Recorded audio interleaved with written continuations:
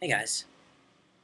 I wanted to make a quick little video talking about um, an interesting experience I had lately and how that kind of ties into spiritual experiences. Okay, um, it's difficult to put it in words. When somebody like Jiddu Krishnamurti goes and says, "Hey, just just realize what is, and what is isn't anything." Um, that, yeah, how to put that in any more words? How because when you actually experience that, um, I don't know if what I experienced can be categorized as a Kensho experience because it was really brief, like a couple seconds. Um, it was liberating because you don't feel that you don't feel there's anywhere else to be but right here and now, and it's not the content of here and now either. Um, the content of here and now, what I'm doing, what I want to do, uh, how I'm feeling, uh, how other people are feeling, the physical content of the room, or wherever I am, all of that kind of um, is secondary and in its place, or really not in its place, but uh, before I realized, before I realized this isness, this meaningless essence. Um, it is easy to be caught in the form, to be caught in what I think needs to be done, and it's very human to think that. And by by kind of going, just focus, just be completely with the moment and not accept the conditions of the moment. That's not what it means. That because I mean I used to sort of think that be with the moment, accept the conditions of the moment. Um, but there's an essential part of this moment that doesn't have any conditions, and that is you. That is something that you are, and it just kind of does a cascade in your consciousness where it's like, oh, um, it's not just the conditions of the moment; it's the conditions you set upon your own self, your own mind. I mean, what you feel, how you feel, your memories, your expectations, your habits. It's not accepting that. It's realizing you don't need to carry that as a burden. Um, it's kind of like realizing, and really, it makes you rethink the mirror cones, and you know, you are like a mirror and it's gotten dusty because you've forgotten that you're not anything, and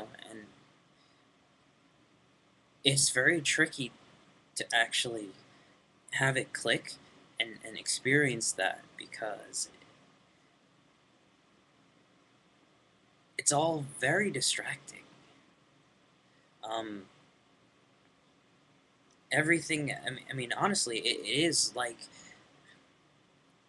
a pond that's been all splashed up. You don't realize how the pond doesn't really have any essential nature except for that capability to completely transcend space and time and yet integrate it too because it'll just reflect what's happening. Um, it really is like discovering that timeless, formless essence that you are and being happy with it and kind of feeling joyous because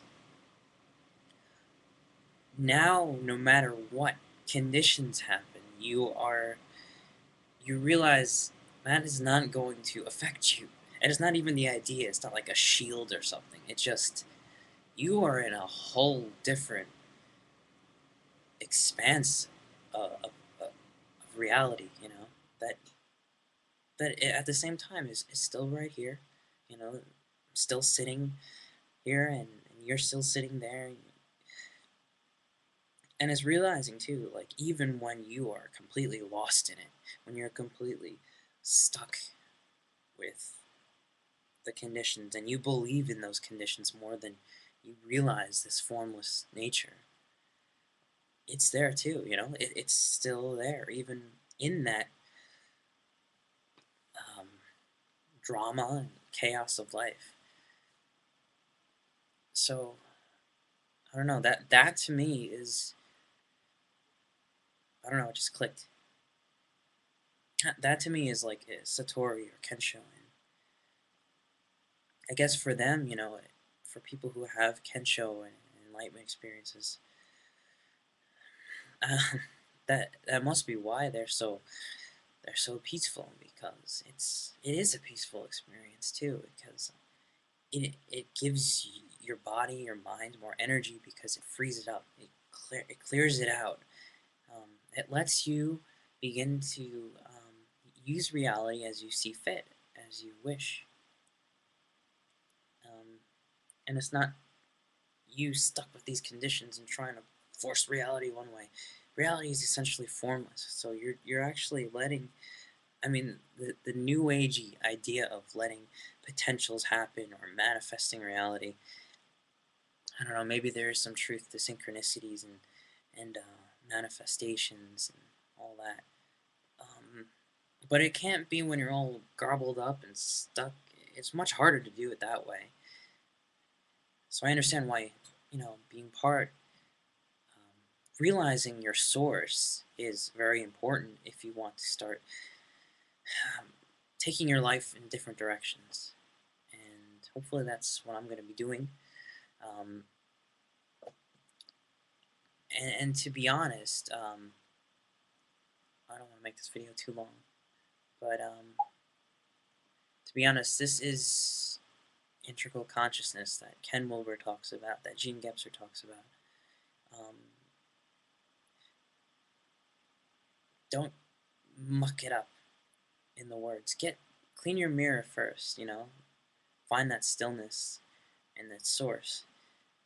Then play with the words. Then play with the ideas. Then play with the expressions of this, um, and creatively play with it in everything you do, because then you're going to inspire others um, to realize it too, and that's the fun part, and that's the part where you really want to help others, and you don't have to do it by being a spiritual teacher.